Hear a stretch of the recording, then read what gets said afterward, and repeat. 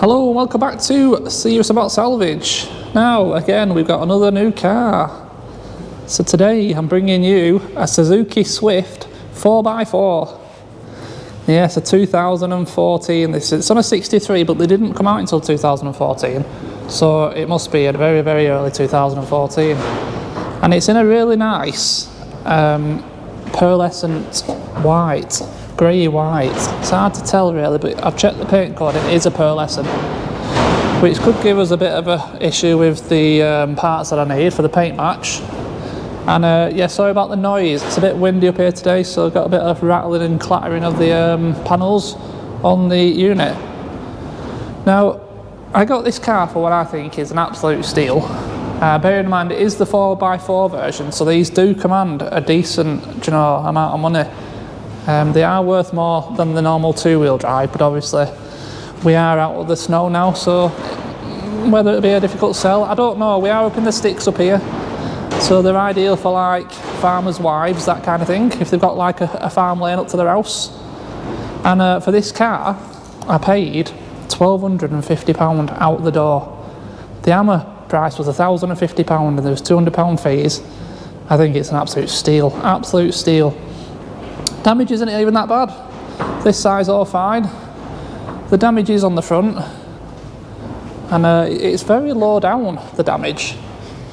So we are going to have a good look underneath this. The rad pack, stuff like that.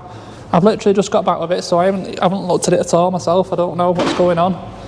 But it looks like the hit was predominantly on this side, and it's took the bottom. But there is no airbag damage, nothing inside. So if you were going to guess on the face of it, you'd say wing, headlight, bumper, probably some underpan, arch liner, bits like that.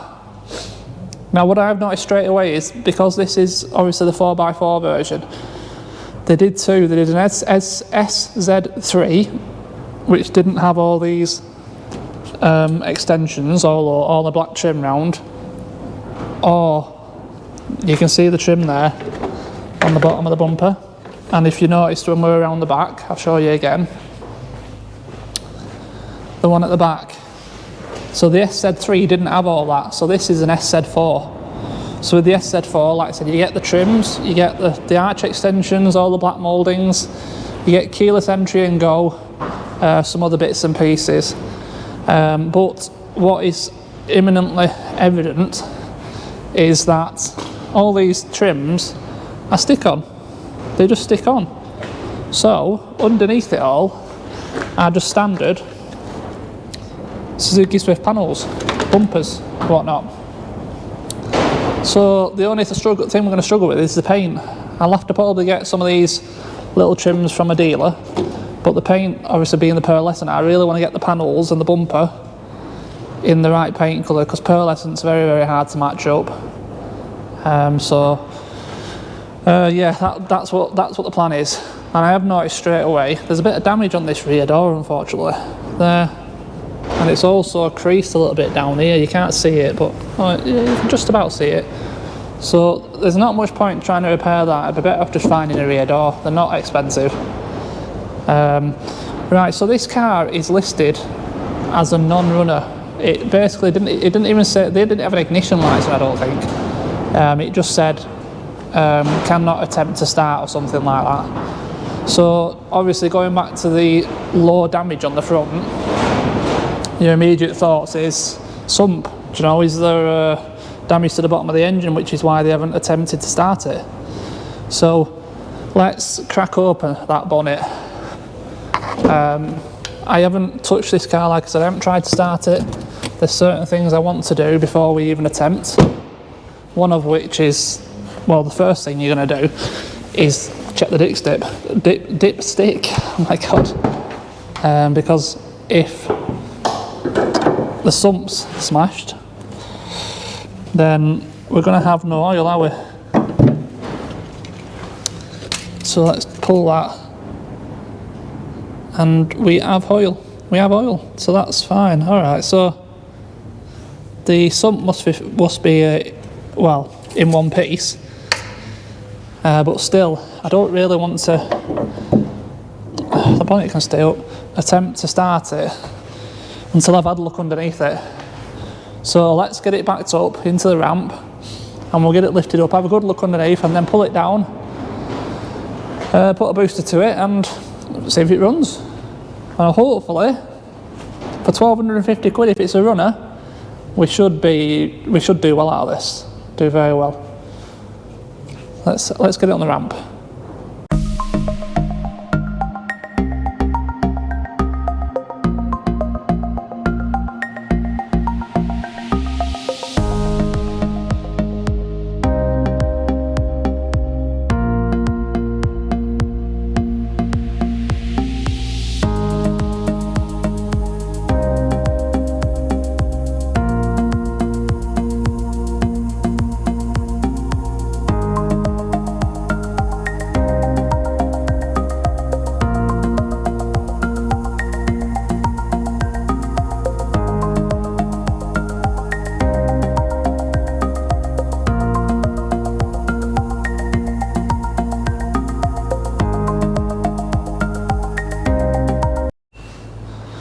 Right, so we are on the ramp. See some wood stuck out straight away. What the hell's that doing in there?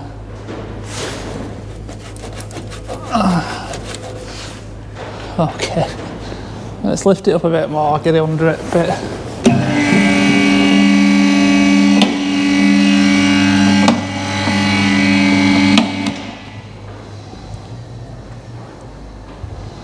Alright, what's going on under here?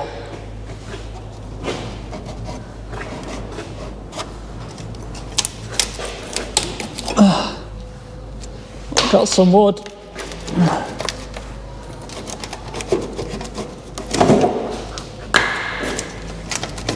Where have they been this?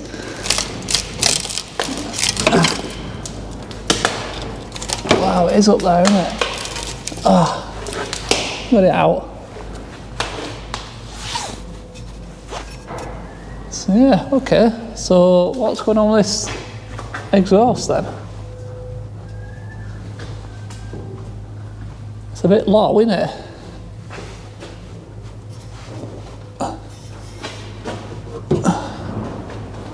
What's happened to that? So it's on all of its rubber mounts. Looks like it should be further back, up there. It's got bent somehow, isn't it? So I might have to get another exhaust for it maybe, or just get my brother to make one. I don't know. Anyway, let's look at the rest of it. It's a bit scabby and, you know, it's, yeah, well, like I say, it's a bit scabby. This car has only done 33,000 miles. You wouldn't have thought so, would you, looking underneath it? In all honesty. It's all only surface stuff, do you know? It's all surface. It's nothing, nothing of concern. But there's no damage except for that exhaust. Bloody wood. Yeah, it looks like it's been off-roading. So whatever happened in the crash, perhaps it got sent off the road after the initial impact or something, I don't know. It's a weird kind of damage. It's like, how the hell have they not damaged that water bottle?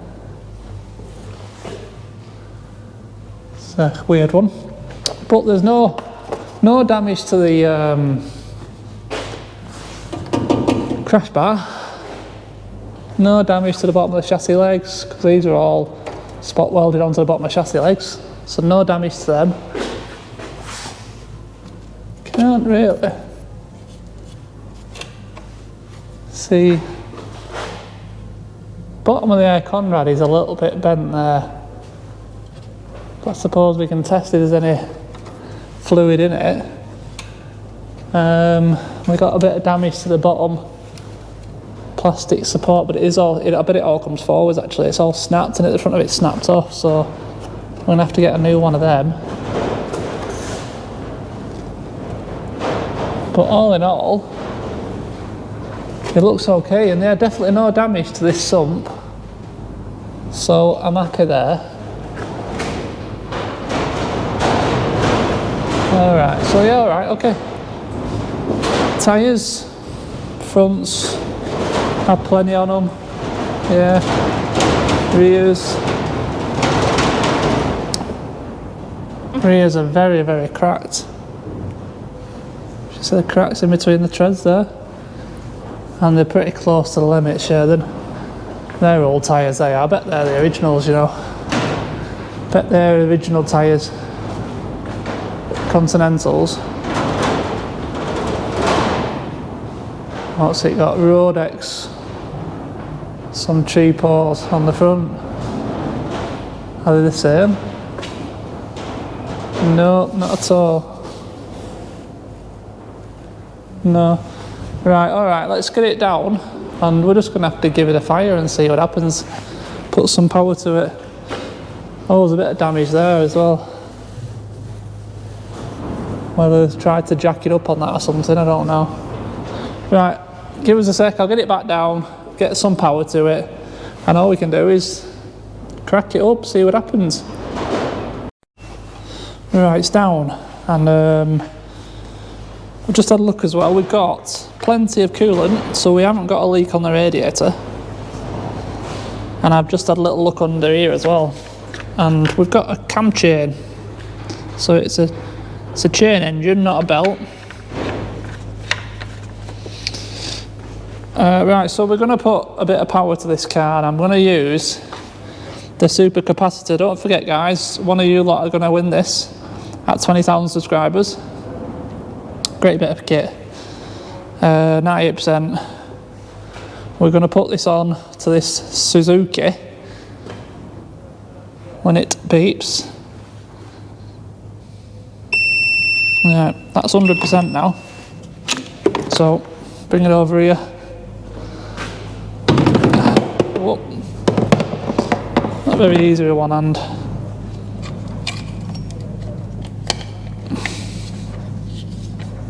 Oh, what have I done now? There you go. So that's ready. Once I've pressed the button, the keys are inside. We're going to have to run and jump in here. So you get 10 seconds, you see. You press the red button. You get 10 seconds to get in. There'll be a long beep. Oh.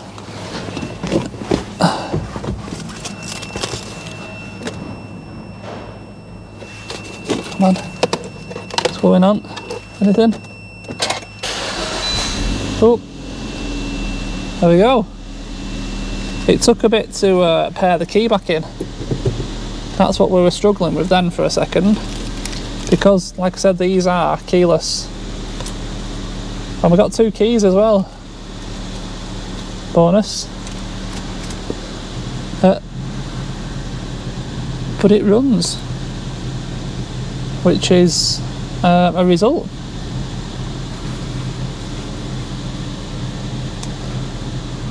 Sounds like the wheels are spinning to me. But yeah, it sounds decent. We've got literally no fuel, so how long it'll stay running for, I don't know.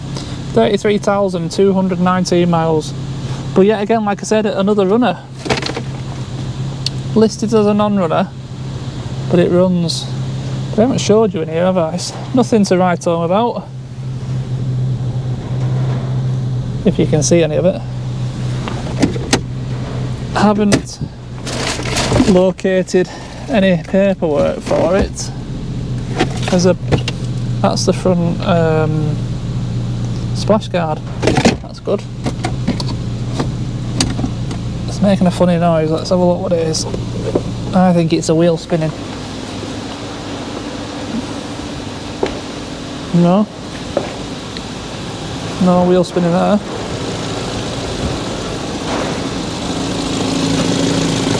Oh, it's this. It's that rattling on the engine.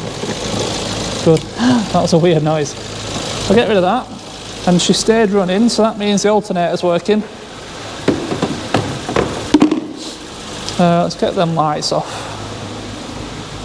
I think it's got auto lights, this. Yeah, auto lights. So you got auto wipers, don't know, can't see. But yeah, she runs.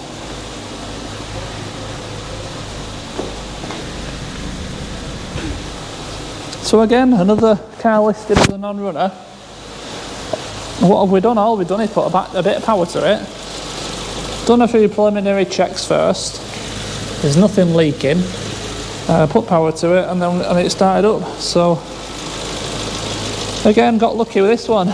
Don't always take for granted that these non-runners are going to run, because I'm sure one day I'm going to get caught out. But today's not that day, thankfully.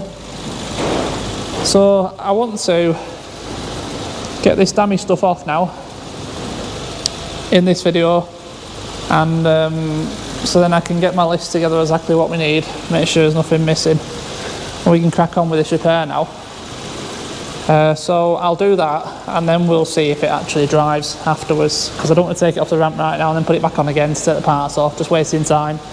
So whack you in a bit of time lapse. We'll get the headlight out, bumper off, wing off, and I think that's it, isn't it? Have a good look at it then, see if there's anything else that we can see that's damaged. Hopefully, fingers crossed, no surprises.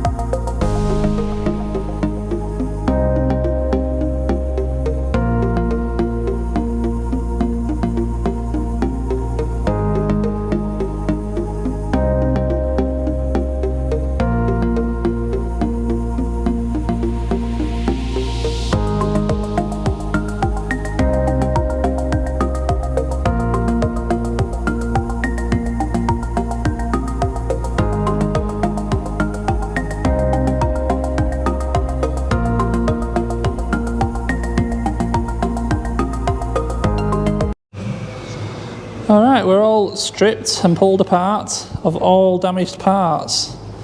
And it's fine, yeah, it's looking really good. There's no structural damage at all. We did have a bit of damage to this inner wing here. This was bent round, but I pulled it back. I've hammered it straight. I've done best I can before the wings here. It might need a bit of tweaking, but it's pretty much close to the one on the other side. You can just about see it down there. So there's no surprises. I even think we've got the front piece of the splash guard there. Get that out. Yeah, that looks undamaged. There's no damage to that. So that's going to go in there. So no splash guards to get. We need the headlight, we need a complete front bumper. The only thing salvageable is the middle grille looks, there's a bit of a break there. We might be able to salvage it, but I'm going to look for a complete front bumper. And we can pull off this arch extension, but I will need to get one for the other side if I don't find a 4x4 SZ4, which there isn't a single one breaking at the minute. I have checked. We need a headlight, we need a bumper bracket for the other side, but no structural damage. Aircon still works, coolant's full of water, so there's no damage there. I don't. Should there be? No, there isn't. There isn't a place for one of them that side, so that's fine. There is just a touch there. You see it there? But I might just knock that back down. It's just the bar that the radiator pack sits in, basically.